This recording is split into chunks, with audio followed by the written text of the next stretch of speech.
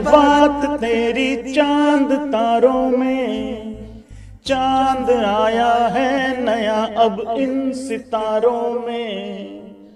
जो था यहीं तक था। Rohit Sharma, thank you so much. तुम पसंद आए ये इत्तेफाक हो सकता है, लेकिन तुम ही पसंद रह गए, इसको इश्क कहते हैं। ये मेरी लाइनें नहीं हैं, किसी रोहित शर्मा के फैन ने भेजी थी। क्या देख रहे हो? अबे नहीं पूछा सवाल ऋतुराज गायकवाड़ पे आज फिर पूरी प्रेस कॉन्फ्रेंस सुनी है मैंने। आओ लाइक सब्सक्राइब करके। कुछ ना कुछ जुगाड़ तुगाड़ करके, ऐसी हरकतें करके बीसीसीआई अपना गाली खाने का तो भाई जुगाड़ कर ही लेती है। अजीत अगरकर कह रहा है भाई मैं कम से कम प्रेस कॉन्फ्रेंस करने की हिम्मत तो कर रहा हूं। इससे पहले वाले तो ट्वीट करके चले जाते थे भाई, लोगों कुछ बताते भी नहीं थे ज्यादातर मौकों पे।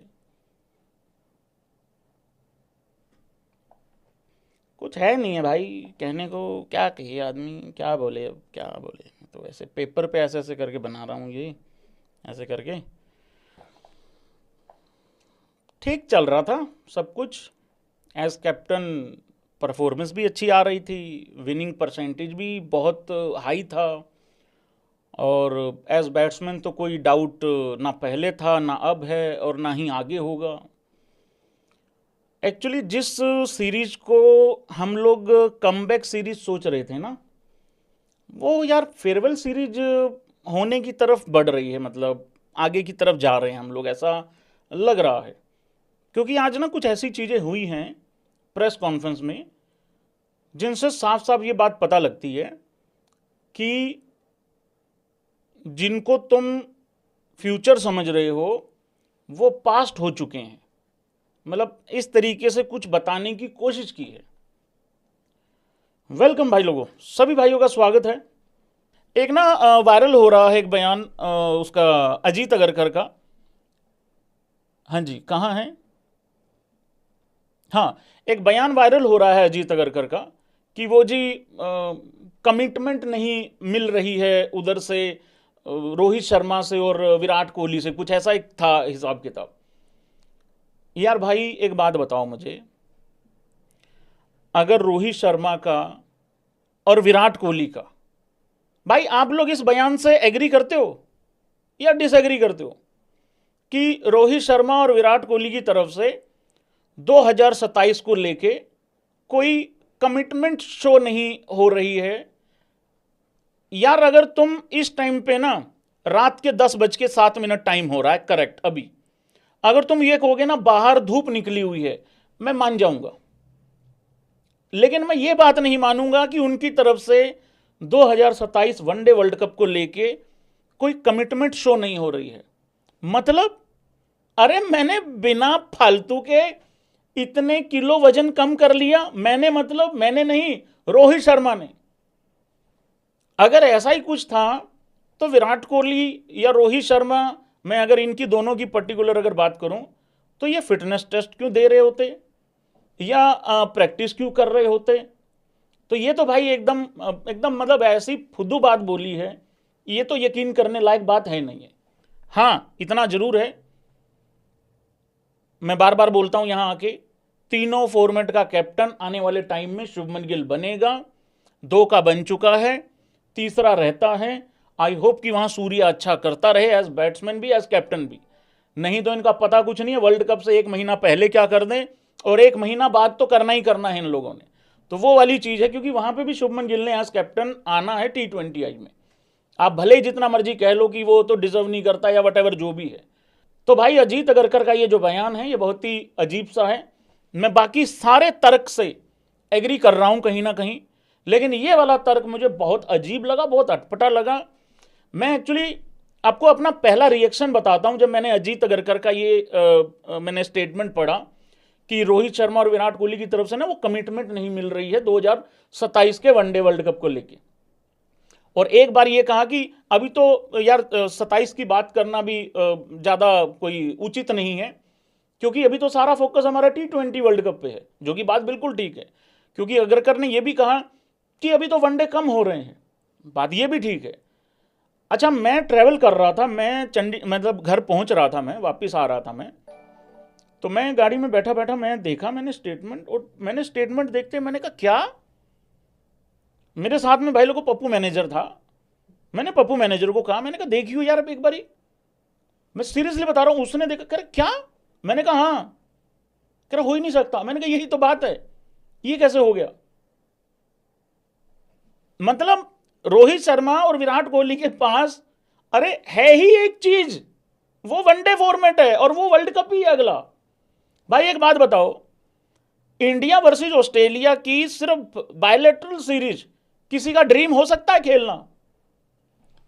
वो खेल के आगे जाना, वर्ल्ड कप खेलना और जीतना ड्रीम हो सकता है। क्योंकि मैंने बार बार एक चीज बोली है, रोहित शर्मा का एक अधूरा ख्वाब रहता है, एक उसकी अधूरी कहानी बची हुई है, उसको पूरा करने के लिए वो ये सारी एफर्ट्स मार रहा था। अब मैं विराट कोहली को थोड़ी देर अलग कर रहा हूं यहां से, अब मैं रोहित शर्मा की बात कर रहा हूं, फिर विराट पे आता हूं। देखो रोहित शर्मा की कुछ, मैं सिंपल यार देसी भाषा में आपको कहता हूं, रोहित शर्मा का एक हिसाब बाकी है, और वो हिसाब किन से लेना है तुम्हें पता होना चाहिए। हमारा हिसाब बाकी है यार ऑस्ट्रेलिया की टीम से वनडे फॉर्मेट में, और हम भारतीयों की ना एक खासियत होती है, देखो हिसाब बराबर किए बगैर तो यार शांति मिल नहीं सकती। लेकिन बड़े दुख के साथ कहना पड़ रहा है कि अब हिसाब बराबर होगा नहीं, क्योंकि जिसने हिसाब बराबर करना था उसको तुमने कुर्सी से उठा दिया यार भैया। आज है नहीं कुछ, ना ट्विटर है ना कुछ है, कुछ नहीं है आज, तो कैसे हिसाब बराबर होगा? तो वो वाली चीज नहीं समझ में आती है यार। एज बैट्समैन सब ठीक जा रहा है, एज कैप्टन सारी चीजें ठीक जा रही हैं। आप टॉस हारते हो एक के बाद एक आईसीसी इवेंट में, लेकिन आप मैच नहीं हारते हो। आप 2023 के वनडे वर्ल्ड कप में 10 मैच लगातार जीतते हो, 24 में सारे मैच लगातार जीतते हैं, 25 की चैंपियन ट्रॉफी में सारे मैच लगातार जीतते हैं, अभी अभी एशिया कप में भी हम सारे जीते हैं। ऐसी बात नहीं है कि विराट रोहित अगर T20 से रिटायर हो गए तो हम T20 से हार रहे हैं, ऐसा नहीं है, ऐसा होगा भी नहीं कभी, क्योंकि इंडियन टीम भाई है मजबूत है, लड़के लोग बहुत तैयारी के साथ आए हैं यहाँ पे, ये जो जितने भी यंग लड़के हैं। लेकिन ये तो चलो, इधर तो कोई मुकाबला ही नहीं था एशिया कप में, अब पता आगे लगेगा ना, पता तो एक्चुअली अब लगेगा। अब ये वेस्ट इंडीज का जो टेस्ट मैचेस हैं, इसके बाद पता लगना है ना असली तो ऑस्ट्रेलिया से, कि क्या हम कितने पानी में हैं, क्या कुछ है क्या नहीं है, अब पता लगना है। तो सारी चीजें ठीक जा रही थी, पता नहीं क्यों। मेरे लिए बहुत शॉकिंग चीज थी ये कि रोहित शर्मा को एज कैप्टन हटा दिया, लेकिन रोहित शर्मा को एज प्लेयर रखा हुआ है यार। अब ये पता नहीं लग रहा है भाई कि क्या है ये। देखो इसमें दो तीन चीजें हो सकती हैं भाई, हम लोग पॉसिबिलिटीज पे बात कर सकते हैं। हाँ, मैं ये कह रहा था दो तीन बातें हैं इसमें, कि रोहित शर्मा एज प्लेयर खेलने के लिए राजी है और एज कैप्टन उसको हटा दिया गया है।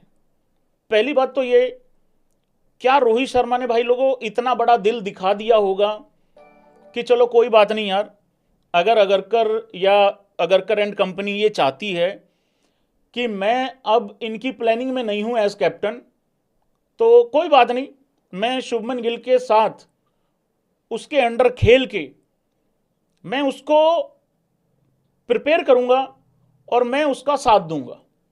क्या इतना बड़ा दिल दिखाया होगा या इस तरीके से कहानी हुई होगी? दिल बड़ा ही है रोहित शर्मा का, बट क्या इस सिचुएशन पे, क्योंकि मैं ये बता रहा हूं, ये करते हुए ना अपनी उम्मीदों का गला जरूर घोटा होगा, अपने ख्वाब का गला जरूर घोटा होगा। जो 2027 कुछ लोगों को नजदीक लग रहा था ना, वो अब इतना दूर है, इतना दूर है, मैं आपको बता नहीं सकता हूं कि कितनी दूरी पे है 2027 इस टाइम पे, आज की प्रेस कॉन्फ्रेंस के बाद। अब इसमें तुम रोहित शर्मा की तारीफ भी कर सकते हो कि यार भाई, और मैंने इंस्टा पे रील में भी कुछ इसी तरीके की बात बोली थी कि आप एक चीज देखो कि उसको एज कैप्टन हटा दिया, भाई कायदे से तो रोहित शर्मा को उसी टाइम पे थैंक यू सो मच कर देना चाहिए था ना, कि यार ठीक है, जब एज कैप्टन मेरी इस टीम में जगह ही नहीं है तो फिर मैंने क्या साबित करना है, किसी को क्या बताना है, यार जा रहे हैं थैंक यू सो मच। तो ऐसा भी नहीं हुआ, वो खेलने के लिए भी तैयार है। और ऐसा तो बिल्कुल नहीं हो सकता कि ट्रायल बेस पे कप्तान बनाया होगा शुभमन गिल को, ऐसा तो बिल्कुल भी नहीं है, क्योंकि जब डिसीजन ले लिया, फिर चाहे हारो जीतो, फिर कैप्टन वही रहेगा। तो वो वाली चीज़ है भाई, बहुत मामला गड़बड़ा गया है यार।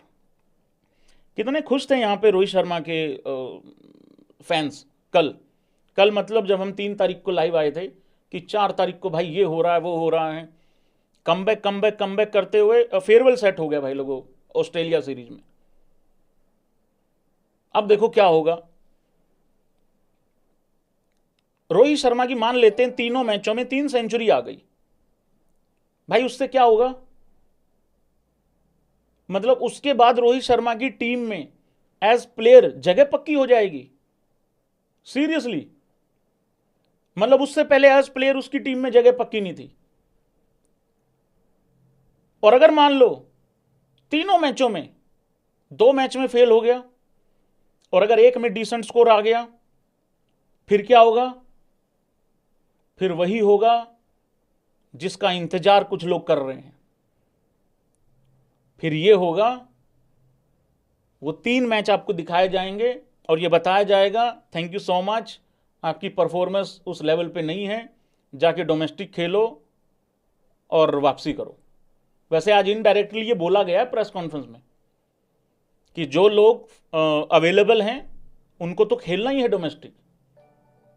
मुझे नहीं पता कितने लोग यहाँ पे किस इंटेंशन से प्रेस कॉन्फ्रेंस सुनते हैं। मैं बहुत ध्यान से प्रेस कॉन्फ्रेंस सुनता हूँ और मैं, आप कहोगे कि कैसा आदमी है, मैं 2-2 3-3 बार प्रेस कॉन्फ्रेंस सुनता हूँ, ये पूरे नोट्स बनाता हूँ यहाँ पे यार, कोई चीज़ मिस ना हो जाए उस तरीके से, क्योंकि वो बहुत ज़रूरी होती है भाई। किस तरीके से सवाल पूछा, किस तरीके से जवाब दिया, वहाँ बहुत कुछ छुपा होता है।